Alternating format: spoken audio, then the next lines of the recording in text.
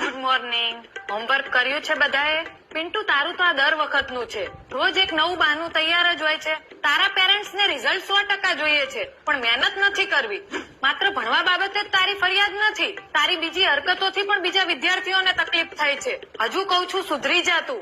અમારા હાથ તો બંધાયેલા છે. જો કોઈ વિદ્યાર્થીને સજા આપીએ કે હાથ ઉપાડીએ તો ગુનો લાગે. બાકી તારા જેવા છોકરાને તો એક અવળા હાથની પડી હોય ને તો જ સીધા ચાલે. અમે તમને સજા નથી કરી શકતા, એટલે તમને તો શિક્ષકોની જરાય બીક જ નથી. એ વાત તો ફાઇનલ છે કે જ્યારથી શિક્ષકોએ સોટી મૂકી છે ને ત્યારથી જ વિદ્યાર્થીએ હથિયાર પકડ્યું છે.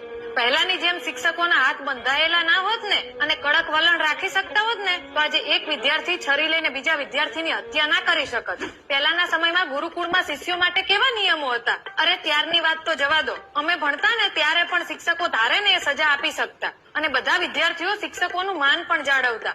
અને અત્યારે તો તમારા પેરેન્ટ્સ અમારા છોકરાઓને કઈ કહેવાનું નહીં, અમારા છોકરા ઉપર હાથ નહીં ઉપાડવાનો, અને પછી રિઝલ્ટ સારું ના આવે કે કઈ પણ કાંડ થાય તો ટીચર જવાબદાર. જેના મા બાપના વિચાર આવા રહ્યા ને એના બાળકોનું ભવિષ્ય ડામાડોળ જ હશે. जीवन को